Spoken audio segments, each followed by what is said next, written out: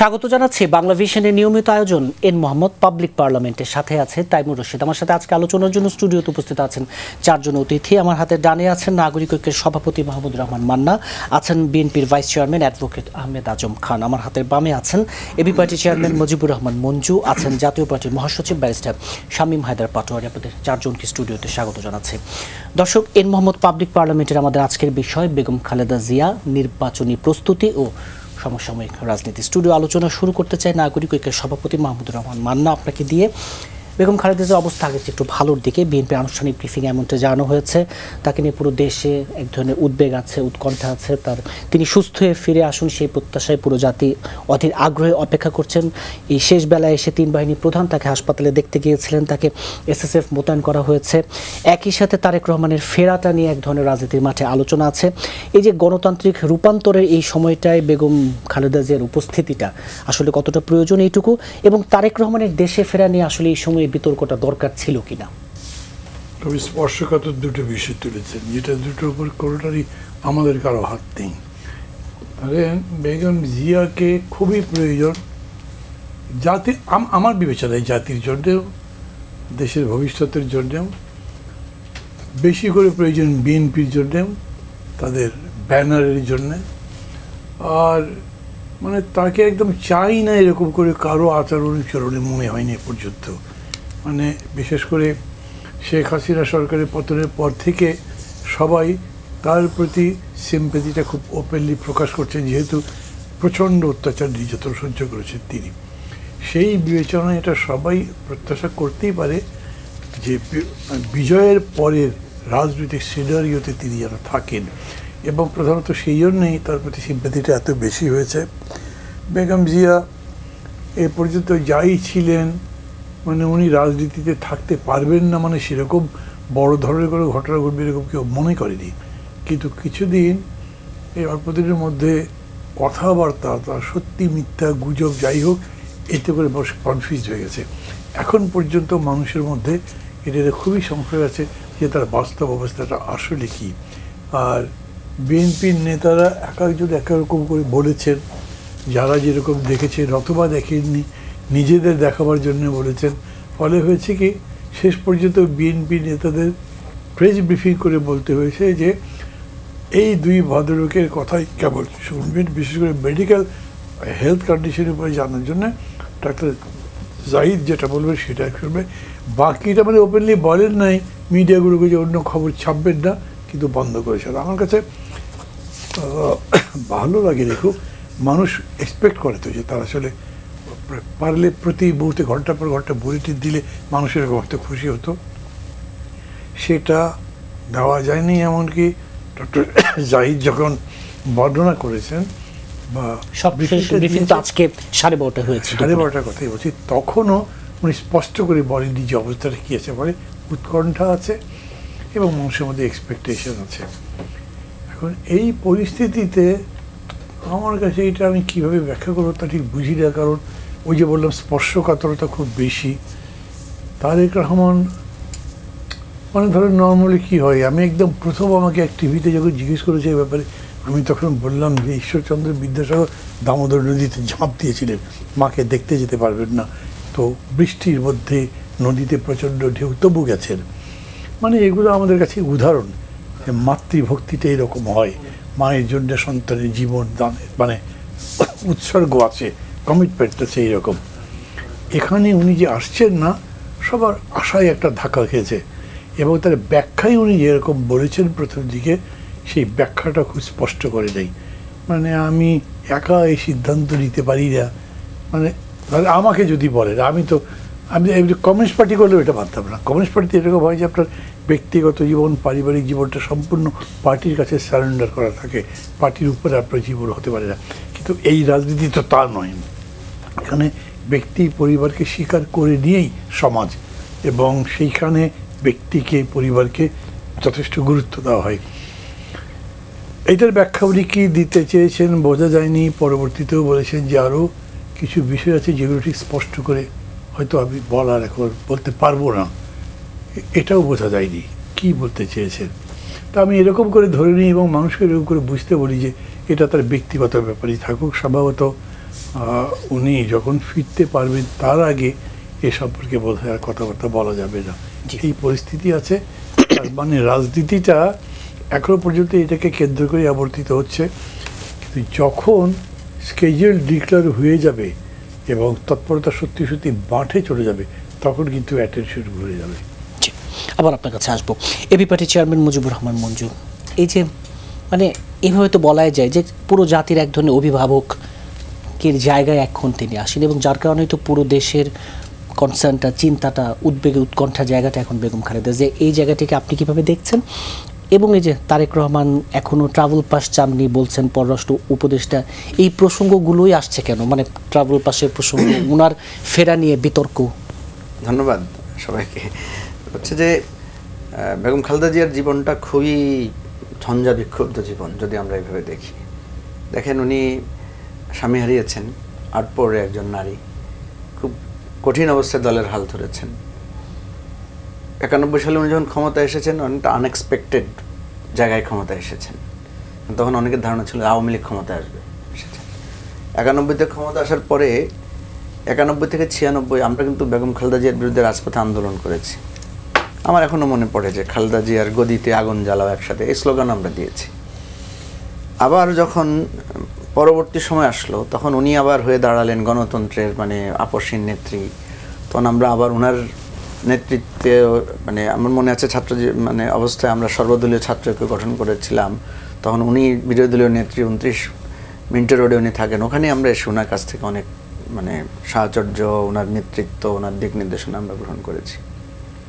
আর সবচেয়ে বড় কথা হচ্ছে লাস্ট ওনার উপর যে মানে অপমান, অপদস্থ করা, বাড়ি থেকে বের করে দেয়া, ওনাকে জেলে নেয়া, ওনার সম্পর্কে ওনার সন্তানদেরকে, এই টোটাল টেনিওরটা বেগম জিয়াকে বাংলাদেশের মানুষের কাছে একটা সিম্বল আকারে হাজির করেছে যে উনি সব রিপ্রেশন, সব কিছুর পরে উনি মাথা উঁচু করে দাঁড়িয়ে আছেন।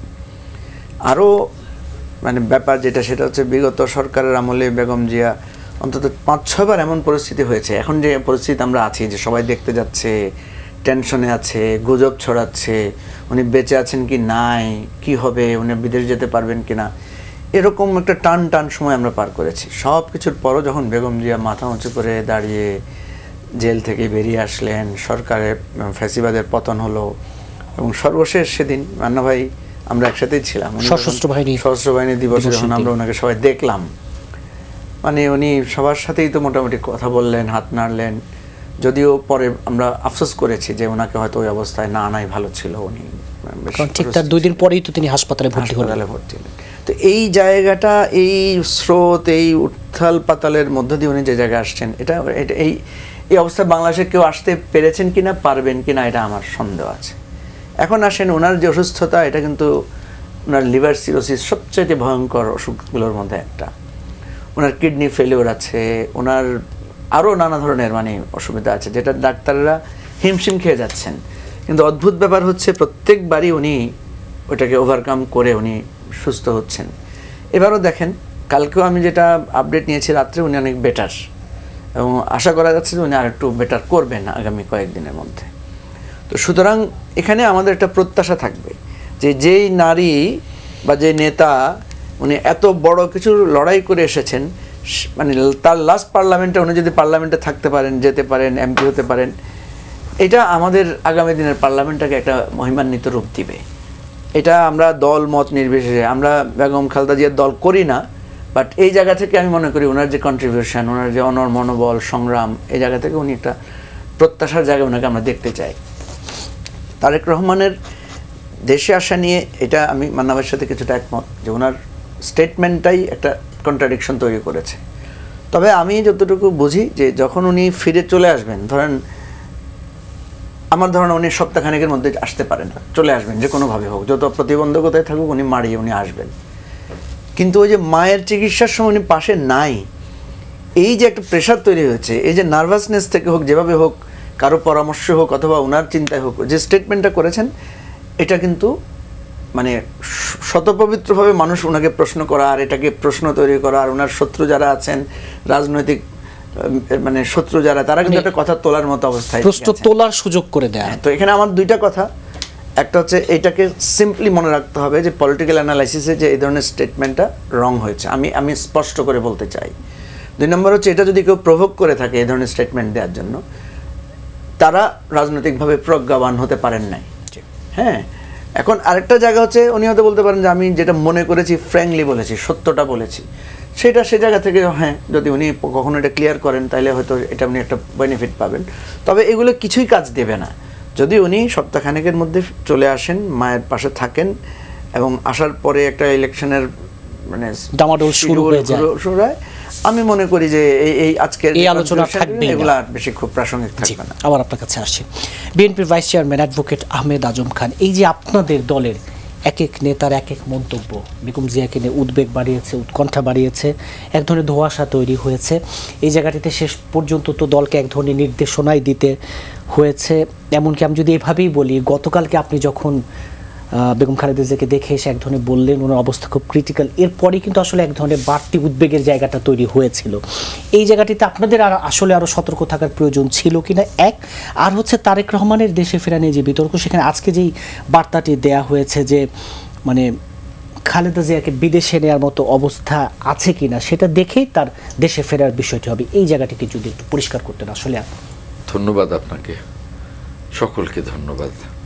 দেখুন, আজকে যে কালকেই যে নির্দেশনাটা দেওয়া হয়েছে আমি মনে করি চমৎকার। আমরা যাতে করে কেউ যার যার মতো কথা না বলি, এটা আমি মনে করি খুবই চমৎকার। কারণ আমরা আসলেই হসপিটালে গিয়ে যার যার মতো কথা বলি, এটার একটা সিস্টেম থাকা উচিত। এখন যেমন দুজনের উপরে দায়িত্ব দেওয়া হয়েছে, ডাক্তার জাহিদ সাহেব বলবেন হসপিটাল থেকে এবং মুখপাত্র হিসেবে রিজভি কথা বলবেন, মহাসচিব তো বলবেনই, মনে করি ঠিক আছে।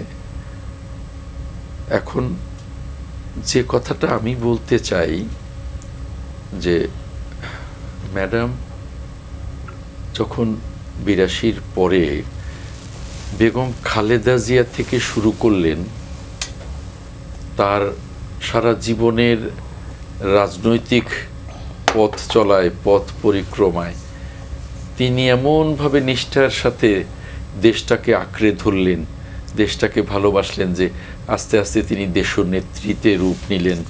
আর এখন একেবারে গণতন্ত্রের মাতা। আর আজকে তো আমি বলতে পারি যে তিনি অবিসংবাদিত নেতৃত্বে পরিণত হয়েছেন, যে সকল দলমত নির্বিশেষে, যেমন এখানে আমরা 4 দলের মান্না ভাই বা আমাদের মঞ্জু ভাই, ব্যারিস্টার শামীম হায়দার পাটোয়ারি, আমরা সকলেই একমত যে হ্যাঁ, ম্যাডাম খালেদা জিয়া সব কিছুর সকলের ঊর্ধ্বে, সকলের অত্যন্ত সম্মানীয় নেত্রী হিসেবে আবির্ভূত হয়েছেন এবং রাষ্ট্রের অভিভাবক হিসেবে তিনি আবির্ভূত হয়েছেন। আমরা সকলেই আল্লাহর কাছে এই মোনাজাতটুকু করি যে মঞ্জু ভাই যে কথাটা বললেন যে তিনি সামনের পার্লামেন্টে থেকে পার্লামেন্টটাকে মহিমান্বিত করুন, গণতন্ত্রের অগ্রযাত্রাকে তিনি সমৃদ্ধভাবে এগিয়ে নিয়ে যাওয়ার জন্যে নির্দেশনা দেন। এটাই আমার কাছে মনে হয় এবং এটাই পুরো জাতি আশা করে। তারেক রহমান সাহেবের দেশে ফেরা, আজকে তারেক রহমান সাহেব আমাদের নেতা, তিনি যে স্ট্যাটাসটা দেওয়াতে মান্না ভাইও বলেছেন, মঞ্জু ভাইও বলেছেন, আমি যে কথাটা বলবো যে উনি কিন্তু শুধু মায়ের সন্তান নয়, উনি শুধু বিএনপির ভারপ্রাপ্ত চেয়ারম্যান নয়, পুরো জাতি জানেন এবং পুরো বিশ্ববাসী জানেন যে ইনশাল্লাহ উনি আগামী দিনের প্রধানমন্ত্রী, সব ঠিক থাকলে।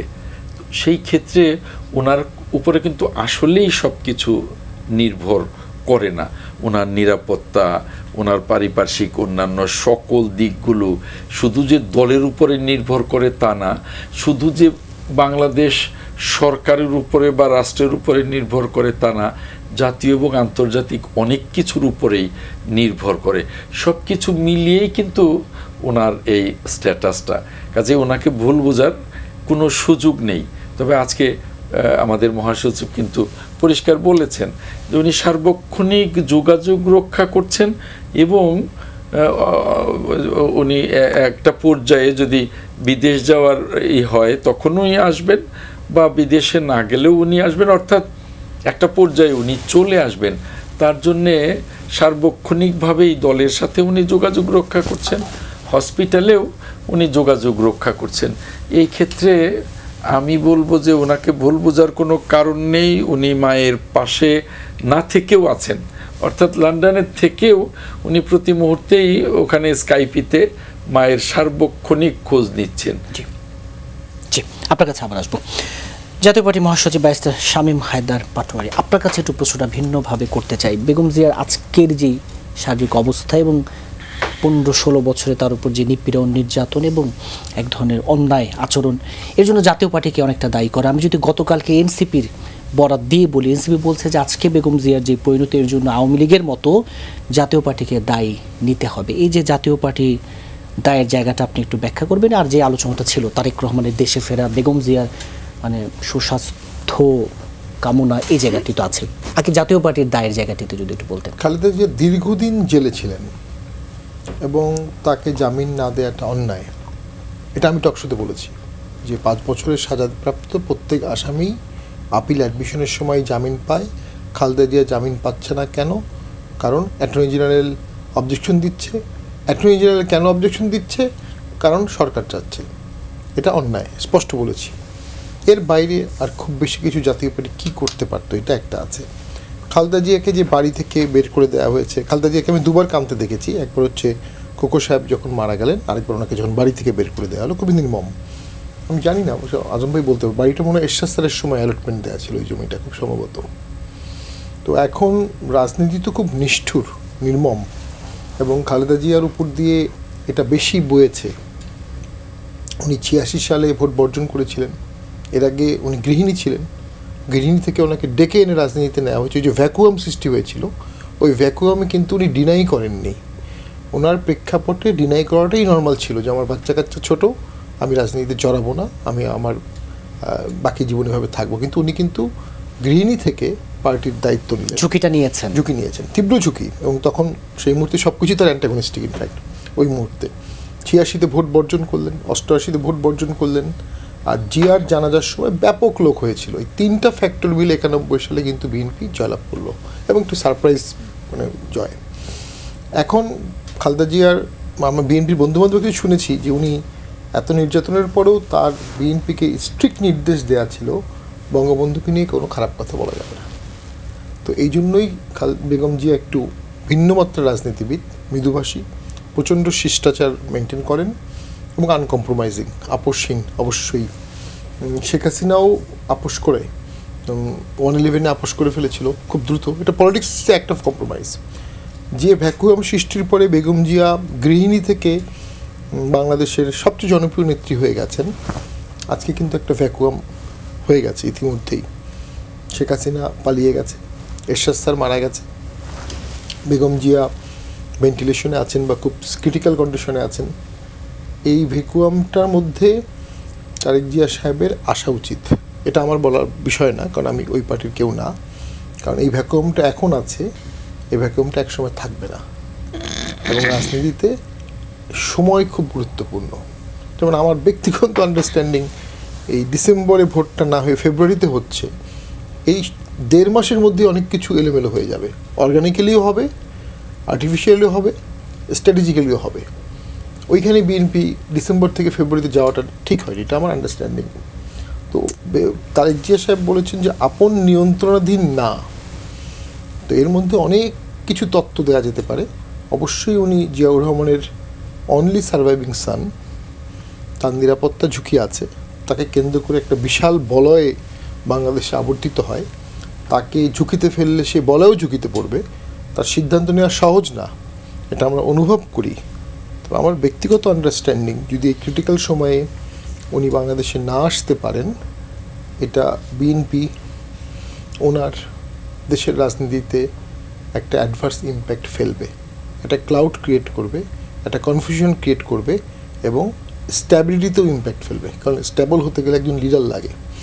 এবং আমি মনে করি তারেক জিয়া সাহেব গত 1 বছরে ক্রস পার্টি লিডার হওয়ার সুযোগ পেয়েছে, এবং কিছু কিছু অসাধারণ কাজ বিএনপি কিন্তু করেছে। এবং সংবিধান বাঁচিয়েছে, গণপরিষদ হতে দেয়নি, প্রেসিডেন্টের ব্যাপারটা বিএনপি প্রোটেক্ট করেছে, এবং জাতীয় পার্টির বিষয়েও বিএনপি চিঠি দিয়ে বলেছে যে কোনো পার্টি অফিসে আগুন দেওয়া এবং তাকে ব্যান করার পক্ষপাতী তারা না। তো এই জিনিসগুলো কিন্তু অসাধারণ এক্সাম্পল বিএনপি ক্রিয়েট করেছে, যেটার পলিটিক্যাল বেনিফিট পাওয়ার সময় তারিখ জিয়ার হয়ে গেছে। এখন তিনি সেটা নেবেন কি নেবেন না, এর মধ্যে অনেক কিছু আছে, কারণ পর্দার আড়ালের অনেক বিষয় থাকে যেটা আমরা জানি না। তো সেটার পরেও আমি বলবো উনি না আসলে বিএনপি পলিটিক্সে উইন ওভার করা কঠিন হবে। কিন্তু ওনার আসার বিষয়টাতে ট্রাভেল পাসের প্রসঙ্গ আসাটাই কতটা আসলে, বাংলাদেশের যে কোনো নাগরিক পৃথিবীর যে কোনো জায়গা থেকে বাংলাদেশে ঢুকতে পারবে, তবে উনি আবার ফিরে যেতে পারবে না। উনি যদি অ্যাজাইলামে থাকেন, একবার যদি বাংলাদেশে আসেন, তখন উনি আবার নর্মাল প্রক্রিয়ায় অ্যাজাইলাম হিসাবে ইউকেতে যেতে পারবেন না, ভিজিট ভিসায় যেতে পারবেন। তো সেখানে একটা ইস্যু আছে, তো সেটা তো তার বিশাল পলিটিক্যাল অধিক্ষেত্রে অত্যন্ত ক্ষুদ্র একটা ইস্যু। তাকে পৃথিবীর 50টা দেশ যে কোনো সময় রাখতে রাজি হয়, স্বাভাবিক। ইউকেও ভিসা না দেওয়ার কোনো কারণ নেই। তার পাসপোর্ট হয়েছে কি না জানি না, এগুলো অবশ্য আমি না জেনে বলছি। এই ইস্যুগুলো কোনোটাই কিন্তু ফান্ডামেন্টাল বড় ইস্যু না। বড় ইস্যু হচ্ছে ওনার বড় কোনো জায়গায় নিরাপত্তাহীনতা আছে, যেটা উনি বলতে পারছেন না। দেখুন, আওয়ামী লীগের চলে যাওয়ার পরে এই নিরাপত্তাহীনতা থেকে যাওয়াটা বিশাল একটা প্রশ্নের এই উদ্রেক করছে। নিরাপত্তার ফ্যাক্টরটা কি শুধুই দেশীয় না বিদেশীয় কোনো বিষয়? সেটা তো আমরা বলতে পারবো না, অবশ্যই সেটা ওনারাই বলতে পারবেন। কিন্তু ওনার প্রচণ্ড ইচ্ছা আছে দেশের ব্যাপারে, বোঝা যাচ্ছে। উনি দেশে আসতে চান, গঠন করতে চান, কিন্তু উনি এটা পারছেন না সিদ্ধান্ত নিতে। বাট আমি মনে করি ইভেনচুয়ালি হয়তো উনি আসবেন, এবং আসার সাথে সাথেই রাজনীতির একটা নতুন ডাইমেনশন সৃষ্টি হবে, এবং বিএনপির যে ল্যাকুনাগুলো অ্যাট দ্য মোমেন্ট আছে, উনি আসার পরে সেগুলো ফিল আপ হবে। উনি আসার পরে যে হাইপ হবে, ওই হাইপটাই বিএনপিকে ভোটে অনেক ভালো ফলাফল করে ফেলবে। উনি না আসলে যেটা হবে, ঠিক কাকে ঘিরে বিএনপি ইলেকশন প্রচারটা করবে। মাহমুদুর রহমান মান্না, দেশ সঠিক পথে এগোচ্ছে, অন্তর্বর্তী সরকারও ভালো কাজ করছে, জনমত জরিপ বলছে। International Republican institute IRI Washington ভিত্তিক এই প্রতিষ্ঠানটির জরিপ দেখাচ্ছে 69% মানুষের আস্থা রয়েছে প্রধান উপদেষ্টা অধ্যাপক মোহাম্মদ ইউনূসের উপর। দেশের রাজনৈতিক দলগুলোর মধ্যে পছন্দের দিক থেকে এগিয়ে আছে জামাত ইসলামী, বিএনপি পিছনে, কিন্তু আবার ভোটের দিক থেকে বিএনপি এগিয়ে, জামাত পেছনে। এই যে এই জরিপ, এবং যখন মাত্র 2.5 মাস পর নির্বাচন, কি বলেন, এই যে এই জরিপের ফলাফলটাকে আপনি আসলে কিভাবে দেখেন? এই যে দেশ সঠিক পথে এগুচ্ছে, এর আগে জানেন একটা ফলাফল ঠিক বলা যায় না, এক ধরনের অবজারভেশন। যে অবজারভেশন আপনি এগ্রি করতে পারেন, নাও করতে পারেন, পার্শিয়ালি এগ্রি করে বাকিটা রেখে দেবেন, এরকম হতে পারে। তো আমার এরকম মনে হয়, যেমন ধরেন সরকার সম্পর্কে যদি বলেন, এইটা একটা পাজল আমাদের দেশে অনেক দিন থাকবে। পলিটিক্যাল ইন্টারেস্ট যখন ক্ল্যাশ করে, তখন আমাদের দেশে অনেক সময় ধরেন যে প্রপ্রাইটি, যেটা ঔচিত্য বোধটা থাকে না, আমরা মনে করি আমার স্বার্থে আঘাত হয়েছে, সেটাই বলতে থাকবো। এইটাকে আমি আবার জাতীয় স্বার্থের একটা আবরণ দেওয়ার চেষ্টা করি। এগুলো এই জন্য বললাম যে অতীতে আমরা যেরকম করতাম, অতীত বলতে আমি জাস্ট 24-এর আগের কথা বলছি। 24-এর পর থেকে মানুষের ভাববার, বুঝবার অ্যাটিটিউড বদলে গেছে। পলিটিক্যাল পার্টিগুলো খুব তাড়াতাড়ি, যেহেতু আন্দোলনের মধ্যে ছিল, দীর্ঘদিন আন্দোলন করেছে, অভ্যুত্থানের মধ্যেও কম বেশি ছিল, তারাও এই পরিবর্তনের ধারাটা বুঝেছে। ফলে পুরা পলিটিক্সের মধ্যে এক ধরনের সাংস্কৃতিক পরিবর্তন হয়েছে, আমি এরকম মনে করি। মানে ধরেন সরকার আমরা এরকম পাইনি কখনো সময়, যে সরকার না অপোজিশন না অপোজিশন। এই সরকার নিজে কোনো জিনিস চাপাই নাই, সবার সাথে কথা বলে বলে করেছে, তারা নিজের মতো করেছে। আবার যখন দেখেছে যে বিভিন্ন জায়গা থেকে বিভিন্নভাবে আপত্তি হচ্ছে, তখন সেটা ছেড়েও দিয়েছে। মোট কথা হচ্ছে যে এই সরকার যতখানি না শাসন করেছে, তার বাংলা কী করবেন আমি জানি না, আমি যদি বলি গভর্ন করা, অতখানি গভর্ন করেনি, অথবা গভর্ন করেছে এরকমভাবে যে আপনি তার চাপ অনুভব করেনি। পাবলিক প্রচুর পরিমাণে আন্দোলন হচ্ছে, এখনও তো চলছে পেশাজীবীদের বিভিন্ন দাবি দেওয়া নিয়ে, কিন্তু একটা বড় ফ্লেয়ার আপ করেনি এগুলো থেকে। এ থেকে বাইরে যারা যারা দেখছেন, তারা মনে করতেই পারে যে এই সরকার মোটামুটি ভালোই করছে, কারণ ম্যানেজ তো করছে। এবং দিন শেষে যদি দেখেন, তাহলে এর একটা নির্বাচনের পথে এই পর্যন্ত আমি বলবো সাকসেসফুল এগিয়ে যাচ্ছে। কি ভয়ানক রকম বিতর্ক আছে রাজনৈতিক দলগুলোর মধ্যে, দৃষ্টিভঙ্গির দিক থেকে, বিভিন্ন স্টেক হোল্ডারদের মধ্যে, কিন্তু তারপরেও একসাথে পথ চড়ছে তারা এই ভিন্নতাটা নিয়েও। মানে আমরা অনেকে এটাকে বলছি যে বিউটি অফ ডেমোক্রেসি, গণতন্ত্রের সৌন্দর্য, যে এরকম করে চলা যাচ্ছে। এবং এটার ক্রেডিট একভাবে তো সরকারের কাছে যাই। দেশে অনেক বড় ধরনের বিপর্যয় হতে পারতো, বড় ধরনের গোলযোগ হতে পারতো, এগুলো হয়নি। মানে খুনোখুনি একদম বিস্তার যেরকম হয়ে যেত ওরকম হয়নি। ইলেকশনের আগে পরিস্থিতি যতখানি নষ্ট হওয়ার কথা ছিল সেগুলো হয়নি এই দিক থেকে। এবং সবার উপর একটা বিষয় হচ্ছে যে এই প্রথম আমরা একটা সরকার দেখছি যে আবার সরকারে থাকতে চায় না, যার নিজের কোনো পার্টি নেই। ফলে এটার অ্যানালিসিস করা আপনি সাধারণ মানুষের কাছে যদি বলেন কনফিউজ হয়ে যাবে। সে একটা দল ধরেন বিএনপি, আওয়ামী লীগ বা জামাতকে যেভাবে খুব সহজে মূল্যায়ন করতে পারবে, এই সরকার কিন্তু এরকম করে করতে পারবে না। তাহলে সরকারটাও মানে অনেকটা পার্সনিফাইড বাই ডক্টর ইউনূস। বাকি কাকে দিয়ে পার্সনিফাই করবেন? কিন্তু আগের সরকারগুলোতে বিভিন্ন জন একভাবে ওইরকম ব্যক্তিকৃত চিহ্নিত হয়ে গেছিল।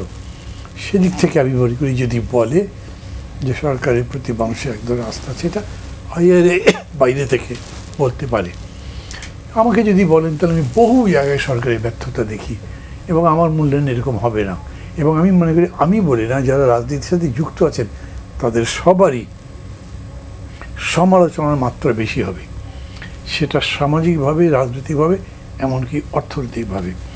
তবে বিশেষ করে বিদেশিদের এই ভোটের যে সমস্ত পরিসংখ্যান দেয় না, এগুলো আমার ফালতু মনে হয়। আমি সরি ল্যাঙ্গুয়েজ এরকম করে বলছি, কিন্তু কেউ যখন বলে এরকম করে, এর আগেও একটা দেখেছিলাম আওয়ামী লীগের ভোট বেশি এখন, মানে তখন হয়তো তার কারা করছে, বিবিসির মতো একটা জরিপ। এইখানেও এইরকম একই কথা আমার মনে বলা যেতে পারে। এই জরিপের ভিত্তি কোনো কিছু নেই। আমার কাছে মনে হয় খুব কাছে, আমি এটা এই লাইনটা বলেই শেষ করে ফেলবো, খুব স্পষ্টত মনে হয় যদি আমি মাঠে ঘুরি, এবং আমি মনে করি আমাদের যারা মন খুলে কথা বলবে তারা সবাই আমার সাথে একমতই হবার কথা হচ্ছে যে আমরা মাঠে যেটা দেখছি তা হচ্ছে এখনো পর্যন্ত বিএনপি ডমিনেটিং, তারপরে জামাত, তারপরে অনেকে এনসিপিকে ভেবেছে ওটা ধীরে ধীরে ক্ষীয়মান হয়ে যাচ্ছে। বাকি নতুন আরও শক্তিগুলো উঠেছে যে সেরকম নয়। ফলে এই জায়গাতে মানুষ তো একটু কনফিউজ হতে পারে, কারণ বিএনপি এই 1.5 বছরের মতো সময় বা 15 বছর বা 16 মাসের মধ্যে নতুন কিছু অর্জন করেনি, কিন্তু বিসর্জন দিয়েছে বেশ কিছু জিনিস বিভিন্ন কারণে। মনে করি সেটা আবার বলার দরকার নেই।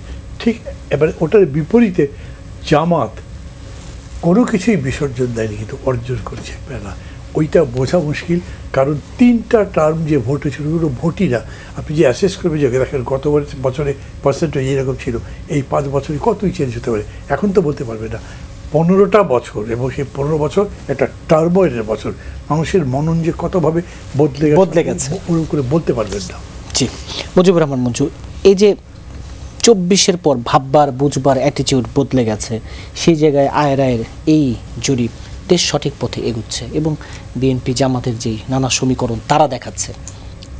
দেখেন, একটা কথা হচ্ছে যে আপনি জরিপে তো প্রশ্ন করা হয় যে এখন প্রশ্নটা কিভাবে করেছে সেটার উপরে উত্তর। যেমন আপনি যদি প্রশ্ন করেন যে এত বড় একটা গণ অভ্যুত্থান হয়েছে, দেশে একটা ভীতিকর পরিস্থিতি ছিল, এটা আস্তে আস্তে গিয়ে বিচার সংস্কারের মধ্যে ধরে এখন নির্বাচনের দিকে যাচ্ছে, ফেব্রুয়ারিতে নির্বাচন ঘোষণা হয়েছে, আপনি কি মনে করেন দেশ কি ঠিকমতো যাচ্ছে? তো এটা বললে তো সবাই তো বলবে যে হ্যাঁ আমরা তো মনে করছি ঠিক। প্রশ্নের ধরনটা আসলে কি, তো এটা সেটার উপর নির্ভর করবে। যেমন এখানে 72% পুরুষ বলছেন যে তারা সরকারের কাজে সন্তুষ্ট। তো যে মান্না যেটা বললেন, আমরা যারা রাজনীতি করি আমরা সরকারের প্রচুর সমালোচনা করছি। কেন করছি? আমাদের প্রত্যাশার জায়গা থেকে সেটা কম। হ্যাঁ, আর এখানে একটা জিনিস হচ্ছে প্রত্যাশার এবং প্রাপ্তির জায়গাটা থেকে যদি আপনি হিসাব করেন, আপনি যদি বলেন যে স্টুডিওটা কেমন, আমি বলবো যে এটার হাইট একটু কম, লাইটটা ঠিক আছে, এসিটা একটু ওভারঅল হয় কিনা, হ্যাঁ আমি বললাম হ্যাঁ না চলে, স্টুডিও হিসেবে চলে। এখন এই যে আমি সন্তুষ্ট কিনা, আপনি যদি বলেন যে স্টুডিওর উপর সন্তুষ্ট কিনা, এখন আমি তো আসলে পুরোপুরি সন্তুষ্ট না, কিন্তু এখানে তো কাজ চলে, আমি বলবো যে হ্যাঁ আমি সন্তুষ্ট। তো এই প্রশ্নের উপরে নির্ভর করে যায়। আমি মান্না ভাইয়ের সাথে একমত যে অনেকগুলো বিষয় আছে যেমন ধরেন এই যেই রাজনীতির জায়গা থেকে আমরা দেখলাম গুম খুন এখানে প্রাথমিক কারণ হয়ে দাঁড়িয়েছে, এই 1.5 বছরও তো একটা গুম খুনের মানে ওই তো গুমের ঘটনা তো ঘটে নাই, ঠিক আছে না? এবং যে আন্দোলন সংগ্রামের অনেক কিছু, ধরেন এবারে যে পূজা হয়েছে, এবারে যে ঈদ যাত্রা হয়েছে, এবারে যে হজ হয়েছে, দেখবেন কম্পারেটিভলি গত 10 বছরের আপনি যদি ডাটা নেন দেখবেন অনেক বেটার হয়েছে। তাহলে এখন আমাদের প্রত্যাশা কিরকম ছিল যে সরকারের সময় মানে পূজা আনন্দে হবে, ঈদ যাত্রা কম হবে, আমাদের প্রত্যাশা তো এই জায়গায় মানে লিমিটেড না। আমাদের প্রত্যাশা তো ছিল যে এই সরকার মানে সাধারণ মানুষের মধ্যে একটা উৎসাহ তৈরি করতে পারবে। তো রাস্তায় গিয়ে ওই যখন ফুটপাতে জ্যামে ওই বস্তিতে যাই দেখেন ওর কাছে কিন্তু এই সরকারের কোনো ইম্প্যাক্ট নাই। আমাদের মধ্যে আছে, যেহেতু আমরা রাজনৈতিক নিপীড়নের শিকার ছিলাম, নিপীড়ন থেকে মুক্ত হয়েছি, আমরা এখন অতীতের চাইতে ভালো আছি। কিন্তু ওই যে বস্তির যে লোকটা ছিল ওর কাছে এখনো চাঁদা দিতে হচ্ছে, ওই ফুটপাতের যে লোকটা আছে তাকে এখনো কেউ না কেউ গিয়ে ভয় দেখাচ্ছে, তাকে করছে। নারীরা নানা রকমের মানে আগে যে ভয়ের মধ্যে ছিল, এখানে কিন্তু খুব বেশি সূচক চেঞ্জ হয়েছে, এটা বলা যাবে না। এই জন্য প্রত্যাশার জায়গা থেকে এই সরকার আমাদের অনেক অপূর্ণতা রয়েছে। কিন্তু যেটা আপনি যদি ঝুঁকির জায়গা থেকে দেখেন, যেই ঝুঁকিটা এই ধরনের পরিস্থিতিতে হয়, গৃহযুদ্ধ পরিস্থিতি হয়, দুর্ভিক্ষ হয়, অর্থনৈতিক ভয়ানক পরিস্থিতির সৃষ্টি হয়, সেই জায়গা থেকে এই সরকারের আপনি সাফল্য দেখতে পারবেন। যে কোনো জরিপকে আমি গুরুত্ব দেওয়ার পক্ষে, কারণ জরিপের মডেলিং স্যাম্পলিং যেগুলো করা হয় এখানে খুব বেশি ম্যানিপুলেশনের সুযোগ থাকে না, তবে এরর থাকে। সব জরিপেই 5 to 10% এরর থাকে। এখন এখানে যেই বিষয়গুলো এসেছে যে আপনার সরকারকে পছন্দ করছে লোকেরা, ডক্টর মোহাম্মদ ইউনূসকে কতজন পছন্দ করে। আমি একটা মজার কথা বলি আপনাকে, মাঝখানে মান্না ভাই ছিলেন সম্ভবত, আমরা ডক্টর ইউনূসের সাথে যখন দেখা করতে গিয়েছি মাঝখানে উনি রিজাইন করবেন এরকম একটা কথা উঠেছিল না?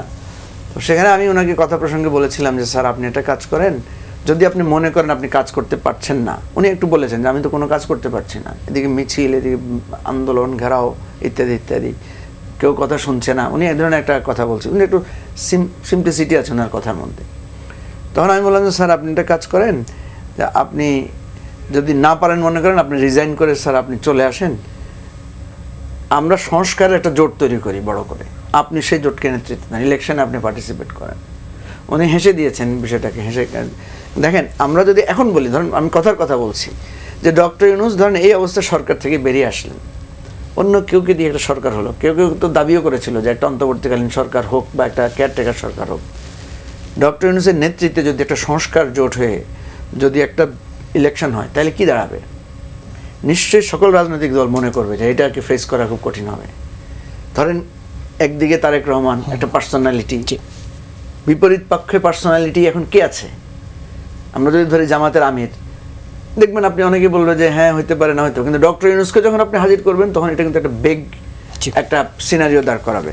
তো এই জায়গা থেকে আমি মনে করি ডক্টর ইউনূস এখনও তার ব্যক্তি মহিমায়, তিনি যে ধরেন তার তো কিছু, তার ফেলিউরের সব কিছু আমি সবসময় বলি যে উনি ফেল করেছেন, উনি আমাদের আরও ভালো আমরা ওনার কাছে প্রত্যাশা করেছি, উনি সবাইকে ইউনাইটেড রাখতে পারেন না, ছাত্রদেরকে বিভক্ত করে ফেলেছেন, কিন্তু ওনার একটা জায়গা তো আছে, মানুষ মনে করে যে উনি তো ক্ষমতায় থাকতে চান না, মানুষ মনে করে যে উনি মানে দুর্নীতিবাজ না, মানুষ মনে করে যে উনি বাংলাদেশের সম্মান বয়ে এনেছেন একটা জায়গা থেকে। এবং এখনও মানুষ মনে করে যে বিএনপি বলুক, জামাত বলুক, সবাই কিন্তু ওনাকে নানাভাবে বলেছে যে আপনি পক্ষপাত করছেন, এটা সেটা। দেখেন ডাকলে এখনো সবাই ওনার সামনে গিয়ে হাজির হয়। এখনো নিরপেক্ষর জায়গা থেকে ডক্টর ইউনূসের বিকল্প একটা লোক আপনি পাবেন না। অ্যাডভোকেট আহমেদ আজম খান, প্রত্যাশার জায়গা থেকে কতটা অপূর্ণতা রয়ে গেল, এবং এই জায়গায় এই জরিপ এবং ডক্টর মোহাম্মদ ইউনূসের কোনো বিকল্প তো আসলেই ঠিক এই বাস্তবতায় ছিল কিনা বা আসলে কি আছে কিনা? দেখুন, একেবারে শুরু থেকেই বিষয়টা খুব পজিটিভ ওয়েতে পুরো জাতি নিয়েছে, পুরো রাজনৈতিক দলগুলো নিয়েছে। একেবারে শুরু থেকে এই যে শপথ গ্রহণের দিন থেকে সকল রাজনৈতিক দল, অর্থাৎ আন্দোলনরত সকল রাজনৈতিক দল আমরা কিন্তু ওনার শপথ অনুষ্ঠানে যোগ দিয়েছি। এরপরে যে কোনো সংকটে উনি ডাকলে সকল রাজনৈতিক দলগুলো কিন্তু ওনাকে সহযোগিতা করেছেন, সাড়া দিয়েছেন। তো কাজেই যেহেতু পুরো জাতি এবং সকল রাজনৈতিক দলের অ্যাটিটিউডটা ছিল এই সরকারের প্রতি পজিটিভ, সেখানে কোনো জরিপেই কিন্তু ওনার বিষয়টা খারাপ আসবার কথা না, যদিও সার্থকতার সাথে অনেক ব্যর্থকতার দিকও আছে। যেমন এখনো অর্থনীতি যেভাবে সমৃদ্ধ হবার কথা সেভাবে হয়নি, ব্যাংকিং ব্যবস্থা থেকে শুরু করে বিনিয়োগ থেকে শুরু অনেক কিছু, আইনশৃঙ্খলা পরিস্থিতি, তারপরেও মানুষ মনে করে যে যাই হয়েছে ডক্টর ইউনূসের সরকার আমাদের সরকার। এই যে একটা ফিলিংস সকল রাজনৈতিক দলের, এবং এই সরকারটা থাকার জন্য আসেনি, একটা অন্তর্বর্তীকালীন সরকার, ভোট দিয়ে চলে যাবেন। তো এই যে একটা বিষয়, এতে করেই কিন্তু জরিপটার চেহারাটা এই যে জায়গাটি যে দল হিসেবে পছন্দের জামাত এগিয়ে, বিএনপি পিছিয়ে, কিন্তু আবার ভোটের হিসেবে বিএনপি এগিয়ে, এই জায়গাটিকে কি ভেবে? এইখানে আবার অন্য বিষয়, সরকারের বিষয়টা একরকম, ওইখানে আবার নির্বাচনের বিষয়টা এসে গেল।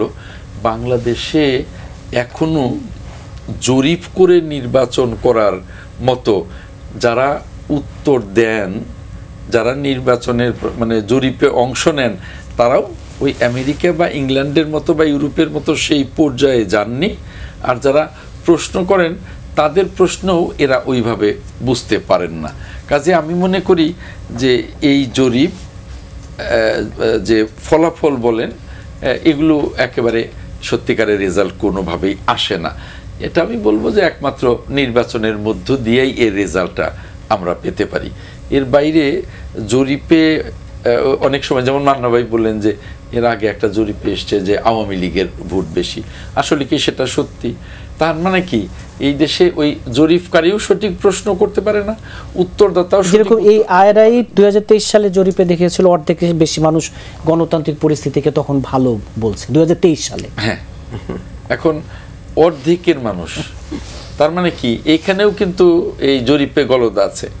তার মানে এখনো আমাদের দেশে জরিপ করে ওই অন্তত এই পার্টের কথা তো বললাম যে সেটা সামগ্রিক, ওই পার্টে নির্বাচন জরিপ করে তেমন কোনো ফলাফল সঠিক আসবে বলে মনে করি। ব্যারিস্টার শামীম হায়দার পাটোয়ারি, এই যে দেশ সঠিক পথে এগুচ্ছে আইআরআই জরিপ, এবং জরিপে বিশ্বাস রাখা, বাস্তবতা আসলে কতটা মানে উঠে আসে? জরিপগুলো কখনো প্রতিফলিত হয়নি, কখনই। আপনি যেটা বললেন 23 সালে খুব সম্ভবত 70% লোক সে সময় বলেছিল যে বর্তমান ব্যবস্থায় তারা আস্থাশীল আছে। আইআরআই কিছুদিন আগে একটা প্রভিশনাল রিপোর্ট দিয়েছিল, সেখানে তারা বলেছে দেশের কন্ডিশন ফ্র্যাজাইল, এই শব্দটা ব্যবহার করেছে, ফ্র্যাজাইল, এবং ইলেকশন হলে আওয়ামী লীগের ডিস্টারবেন্স হবে ইঙ্গিত করেছে, ইলেকশনের পরিবেশ নাই এমনটিও বলেছে, তাদের ওয়েবসাইটে দিয়েছে। দেন আজকে কিছুদিন পর বললো বর্তমান সরকারের ওপর মানুষের আস্থা আছে। যদি রিলেট করেন তাহলে কোনো কারণে ইলেকশন না হলে তারপরে কি হবে সেটা একটা কনক্লুশন আপনি পাবেন, ইট উইল কন্টিনিউ। হ্যাঁ, তো এটা একটা আছে। ডক্টর ইউনূস স্যারের সবচেয়ে বড় সাফল্য হচ্ছে, যদিও সিচুয়েশনগুলো সম্পূর্ণ ডিফারেন্ট, 15ই আগস্টে বঙ্গবন্ধুকে হত্যার পরে কিন্তু 4 তারিখে খালেদ মোশাররফ টেক ওভার করলেন, 7 তারিখে আবার তাহের একটা বিপ্লব করলেন, করে টেক ওভার করলেন। তাহের থেকে চলে গেল জাস্টিস সায়েমের কাছে, জাস্টিস সায়েমের কাছ থেকে তারও অনেকদিন পরে জিয়াউর রহমান সাদা কাগজে নিলেন। তারপরে জিয়াউর রহমানের আমার 22টা কু হলো, 23 নম্বর কুতে উনি মারা গেলেন, সাত্তার সাহেব ভোটে আসলেন, তারপরে এরশাদ স্যার টেক ওভার করলেন। মানে স্বল্প সময় কিন্তু অনেকগুলো পট পরিবর্তন ঘটেছে। ডক্টর ইউনূসের কারণে 16 মাসে কোনো পট পরিবর্তন হয়নি। এটা ডক্টর ইউনূসের কারণেই হয়েছে, তার ইন্টারন্যাশনাল এক্সপোজার, তার কানেকশন, তার কনফিডেন্স, এবং তিনি যত আলাভোলা দেখান বা তার সরকার যত দুর্বল দেখায়, কিছু কিছু পয়েন্টে ইন্টারনালি তারা খুব স্ট্রং। যেমন আওয়ামী লীগ ব্যান করার ব্যাপারে এটা সরকার করেছে, সম্পূর্ণ নাটকগুলো করা হয়েছে, কিন্তু এই সরকার চেয়েছে আওয়ামী লীগ ব্যান করেছে টেম্পোরারি। জুলাই ঘোষণা অনেক দল চায়নি, কিন্তু গত বছর যখন হাসনাত জুলাই ঘোষণা নিয়ে শহীদ মিনারে আন্দোলন করলো তখন কিন্তু দ্বিধাবিভক্ত ছিল এবং আন্দোলনকারী দলগুলো, ইভেনচুয়ালি জুলাই ঘোষণা হলো, জুলাই সনদ হলো। তারপরে সার্ভিং আর্মি অফিসারদেরকে আইসিটিতে নিয়ে আসা, এগুলো রাইট রং ইতিহাস বলবে, কিন্তু উনার সরকার করেছে। গুম কমিশনের রিপোর্ট, পিলখানার রিপোর্ট, ইমপ্লিকেটিং নাইবারিং কান্ট্রি, অর্থাৎ তাকে যত আলাভোলা দেখা যাচ্ছে পার্টিকুলার কাজগুলোতে তিনি মোটেও আলাভোলা না। এখন ভোট করতে চাচ্ছেন কি না এই সরকার, এটা খুব কঠিন একটা ইকুয়েশন। এত বেশিবার প্রেস সেক্রেটারি বলছে ভোট ফেব্রুয়ারিতেই হবে, এটাই তো সন্দেহ উদ্যোগ করছে।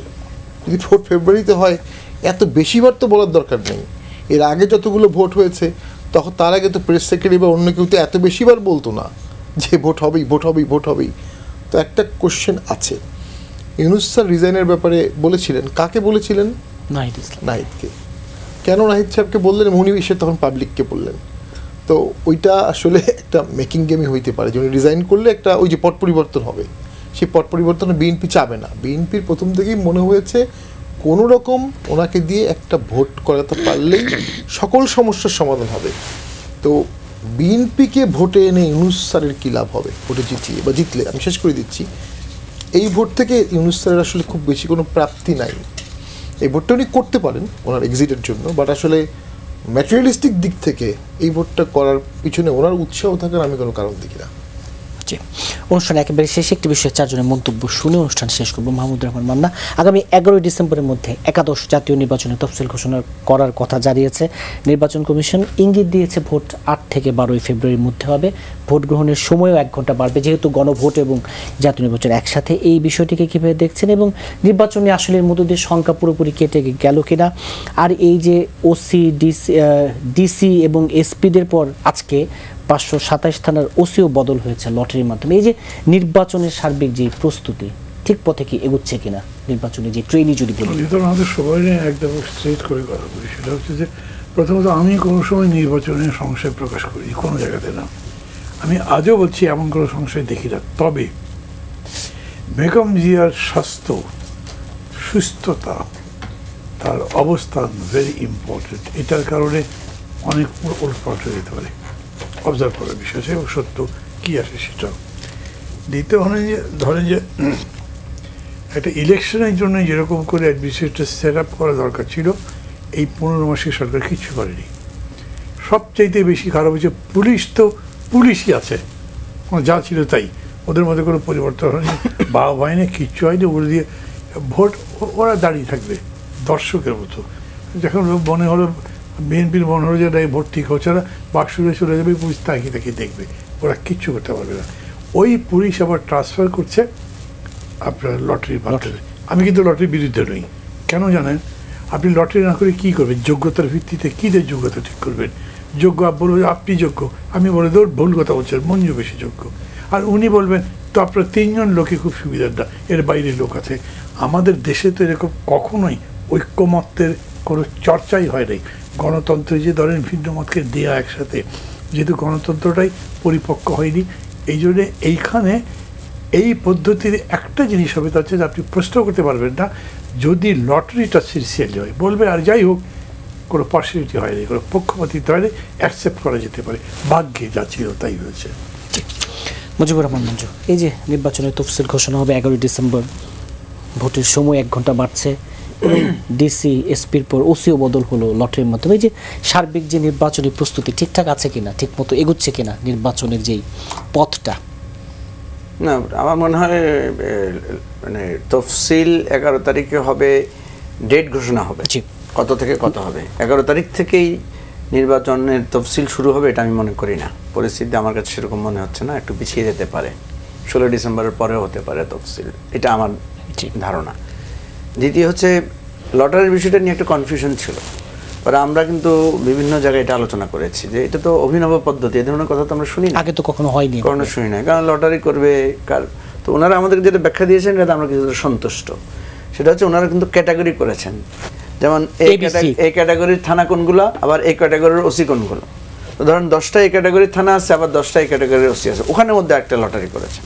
আবার বি ক্যাটাগরির থানা কোনগুলো, বি ক্যাটাগরির অফিসার কারা, ওদের মধ্যে একটা লটারি করেছেন। আবার এটা ওনারা বলেছেন যে কোনো কারণে যদি কেউ তার নিজের এলাকায় পড়ে যায় বা তার আত্মীয় তার শ্বশুরবাড়ির এলাকায় পড়ে যায়, ওটা কিন্তু ওনারা আবার মানে এটাকে রিঅ্যারেঞ্জ করবেন। ফলে আমি যেটা মনে করি যে এই লটারির কারণে যেটা হয়েছে যে তদবিরটা খুব বেশি ওয়ার্ক করবে না। জানা যেটা লটারিতে হয়েছে, পুলিশ তো আগের জায়গায় এখনো ফিরতে পারেনি, কারো যায় না। এটার ফলে যেটা হবে যে ওই যে তদবির করে না যে ওসি আমার মতো হইতে হবে, এসপি আমার মতো হইতে হবে, এই জায়গাটা কিছুটা রহিত হবে। তবে এখানেও কিছু বিতর্ক হবে, কারণ লটারিতেই দেখা গেলো যে এমন একটা বিএনপি পন্থী এসপি পড়ে গেল আমাদের টাঙ্গাইলে, ধরেন আজম ভাই সেখানে, তখন তার বিপক্ষেরা বলবে যে ওনার এখানে পড়েছে। এটাও হয়তো নির্বাচন কমিশন কোনো না কোনোভাবে এটা মিটিগেট করবে। তো কথা হচ্ছে সব কিছুর পরেও মৌলিক জায়গায় যাচ্ছে রাজনৈতিক দলগুলোর যতক্ষণ পর্যন্ত না নির্বাচন করার জন্য তাদের মধ্যে সেটা মানে এক ধরনের উদার গ্রহণযোগ্য মানসিকতা তৈরি না হবে। কারণ আমরা ডাকসুতে কি দেখলাম, ডাকসুতে ইলেকশন হওয়ার পরও এক পক্ষ বলছে যে ইলেকশন ফেয়ার হয় নাই, জগন্নাথে আমরা দেখলাম, জাহাঙ্গীরনগরে দেখলাম রেজাল্ট দিতে দেরি করেছে। এইগুলো যদি আমাদের জাতীয় নির্বাচনে থাকে, কেউ যদি পরাজয় মেনে না নেওয়ার মানসিকতা থাকে, বা ইলেকশন আস্তে আস্তে কারোর মধ্যে যদি এই ধরনের পরিস্থিতি তৈরি হয় যে কোনোভাবে আমাকে জিততে হবে, এইটা কিন্তু ইলেকশন হইলেও ইলেকশনের জন্য একটা সংকট তৈরি করবে। কিন্তু আমরা দেখতে পাচ্ছি সেনাবাহিনীর লোকদের মধ্যে আমরা দেখছি যে সিরিয়াসনেস আছে, তারা বলছে যে না, একটা ইলেকশনে যদি তাদেরকে যেহেতু দায়িত্ব, তারা কিছু কাজে পড়বেন, তারা খুব সিরিয়াসলি এটা দেখবেন বলেছেন। কিন্তু পুলিশের মানে আত্মবিশ্বাস ফিরিয়ে আনা এর মধ্যে এর বেশি খুব ইমপ্রুভ করবে বলে আমার কাছে মনে হয়। জি, অ্যাডভোকেট আহমেদ আজম খান, ছোট্ট করে এই যে ফলাফল যাই হোক মেনে নেওয়ার মানসিকতা এবং নির্বাচনের যে প্রস্তুতি, সার্বিক যে প্রস্তুতি, সবচেয়ে বড় কথা হলো কি যে এর আগে আমরা বললাম যে এই অন্তর্বর্তীকালীন সরকারকে আমরা সকলে মিলে সমর্থন দিয়ে যাচ্ছি, এটা চলমান। কিন্তু তারপরেও আমার মনে হয় যে আমরা যারা রাজনীতি করি আমরা সকলেই অনুভব করছি যে দেশের গণতন্ত্রের স্বার্থে, অর্থনীতির স্বার্থে, সার্বিক উন্নয়নের স্বার্থে, সার্বিক স্থিতিশীলতার স্বার্থে একটি নির্বাচিত সরকার অতি জরুরি বলে আমি মনে করি। এবং আমরা যারা রাজনীতি করি আমাদের সকলেরই সেটাই মনে করবার কথা আমার ধারণা। কারণ এই যেমন ধরেন IMF একটা কিস্তি ছাড় করায়নি যে না নির্বাচিত সরকার এলে পরে, তো এরকম অনেক, যেমন বিদেশি বিনিয়োগকারীরা বলছে নির্বাচিত সরকারের আমলে, দেশি বিনিয়োগকারীরা অনিশ্চয়তার মধ্যে আছে কি হয় নির্বাচনের পরে। অতএব গণতন্ত্রের জন্য এবং অর্থনীতির জন্য এই মুহূর্তে নির্বাচনটা অতি জরুরি বলে মনে করি। তারপরে তফসিল না দেয়া পর্যন্ত নির্বাচনের অনিশ্চয়তা কিন্তু কাটবে বলে আমি মনে করি না, কিছু অনিশ্চয়তা আছে। কারণ বেশ কবার তফসিলের কথা শোনার পরেও কিন্তু আবারও পেছাচ্ছে। কাজে আমার মনে হয় যে এখনো অনিশ্চয়তা কিছুটা আছে, যতক্ষণ তফসিল না হচ্ছে ততক্ষণ নির্বাচনের অনিশ্চয়তা কাটবে না। আর যে কথাটা বলছিলেন, আরেকটা কথা বলছিলেন ফলাফল মেনে নেওয়ার মানসিকতা, যেটা এটা সবচেয়ে কঠিন বিষয়। আমাদের দেশে এখনো ফলাফল মেনে নেওয়ার মানসিকতা তৈরি হয়নি। কেন তৈরি হয়নি জানেন? কারণ দীর্ঘদিন গণতন্ত্রের চর্চা হয়নি। এই গণতন্ত্রের চর্চা না হওয়াতে এই মানসিকতাটা আমাদের মধ্যে তৈরি হয়নি। এর জন্য দরকার দীর্ঘ গণতান্ত্রিক চর্চা, শাসন ব্যবস্থা।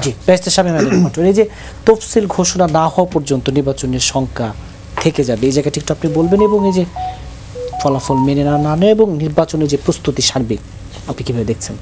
যে 12টা ভোট বাংলাদেশে হয়েছে তার মধ্যে একটা বা দুটা ভোটের আগে এরকম সংখ্যা ছিল, হবে কি হবে না, মানে কে জিতবে কি হবে, তার থেকে এখনো প্রশ্নটা কিন্তু হবে কি হবে না, নির্বাচন হবে কি হবে না। তো যে পুলিশ এবং আর্মিরা এরকম একটা ভঙ্গুর পরিবেশে সবচেয়ে গুরুত্বপূর্ণ ভূমিকা ভোটে রাখতে পারবে।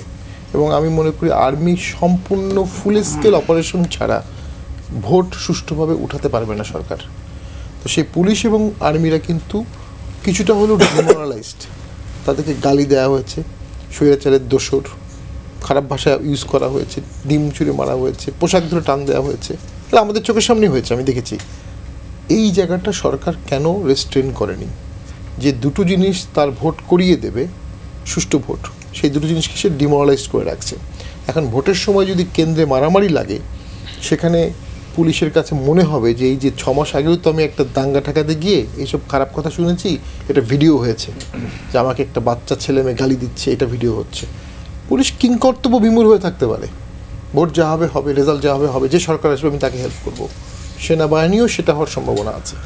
এটা আমার একটা মনে হচ্ছে ভোটের দিন এই কিংকর্তব্য বিমূঢ় থেকে মোটিভেটেড পুলিশ প্রশাসন, আর্মি আপনি কিভাবে করবেন এই শর্ট টাইমে? এই যে ওসি বদল টদল সব যে লটারির মাধ্যমে হচ্ছে না, এগুলো যেটা আমার নামেই বললেন যে আর কি বিকল্প আছে, সত্য তো সেটাই, আর কোনো বিকল্পও নাই। একটা কিছু করলো এটা খারাপ না, কিন্তু ওই যে ভোট করতে গেলে তো প্রথম যেটি লাগবে রাজনৈতিক দলগুলোর মধ্যে খোলা মনে আলোচনা, এবং সেখানে আমাদের বুঝতে হবে একটা বড় দল যাকে অনেকেই ঘৃণা করতে পারেন, কিন্তু তাদেরকে ভোটের মাঠে বাইরে রাখা হয়েছে। তাদের ডিস্টারবেন্সটা কিন্তু ভোটের ক্রাইসিস অ্যাডাপ্ট করবে অন্য অনেকগুলোর মধ্যেই। কোনো সেন্টারে জামাত বিএনপির সাথে গ্যাঞ্জাম লাগবে, কোনো সেন্টারে জাতীয় পার্টির সাথে লাগবে, আবার কোনো সেন্টারে আওয়ামী লীগ ভোট বানচাল করবে। এই পুরো জিনিসটা মাস্টার প্ল্যান ব্লু প্রিন্ট করে সফল করার মতো মেশিনারি এই মুহূর্তে দেখছি না। আমি যে জিনিসগুলো আগে বললাম, আওয়ামী লীগ ব্যান, জুলাই সনদ, পিলখানা রায় বা পিলখানার কী বলে কমিশন রিপোর্ট, এগুলোর থেকেও কিন্তু 42,000 সেন্টারে ভোট করা it's a different administrative job, এবং সেটার অভিজ্ঞতা সম্পন্ন লোক খুব বেশি চোখে পড়ছে না, এটাকে করার মতো দৃঢ়তাও চোখে পড়ছে না। একটা যেনতেন ভোট হয়ে যেতে পারে, এটা সত্য, তো সেটাকে যেনতেন না করে কিভাবে শক্তিশালী ভোট করা যায় সেটা তো দেশের দরকার। রাজনৈতিক দলগুলোর সাথে ডায়ালগ করতে হবে। এই যে সকল আমরা বলছি, সকল দল আসলে কি সকল দল? চুলচেরা বিশ্লেষণ করে দেখলে দেখা যাবে সকল দল কখনো সকল দল না। এটা একটা বড় পার্সেন্টেজ। আরেকটা বড় পার্সেন্টেজ কিন্তু সব কিছু থেকে বাইরে আছে, ঐক্যমত হচ্ছে না, হয়নি। ভোটের আগে সমঝোতা লাগে। 111-এর ভোটটা বিএনপির জন্য ফ্যাটাল ব্লো, সবচেয়ে খারাপ রেজাল্ট করেছে তারা, মানে আসন ওয়াইজ, কিন্তু তারা কিন্তু সমঝোতার ভিত্তিতে মেনে নিয়ে ভোটে গেছে। যে কোনো ভোটের আগে ওই সমঝোতাটা আগে লাগবে। সমঝোতা না থাকলে পুলিশ, প্রশাসন, অ্যাডমিনিস্ট্রেশন দিয়ে কখনো আপনি মোটামুটি ফেয়ার ভোট করতে পারবেন না। আলটিমেটলি যেটা ঘটতে পারে, party activist versus party activist মাঠে মারামারি করতে পারে, রক্তারক্তি হতে পারে। যেহেতু আমি ওই কিংকর্তব্য বিমূঢ় অ্যাডমিনিস্ট্রেশন একটা ভয় আমি পাচ্ছি। জি, আপনাদের চারজনকে আজকে স্টুডিওতে সময় দেওয়ার জন্য ধন্যবাদ। দর্শক, এন মোহাম্মদ পাবলিক পার্লামেন্ট আজ এ পর্যন্তই। আগামী শনিবার আবারও দেখা হবে। সে পর্যন্ত ভালো থাকুন, সুস্থ থাকুন।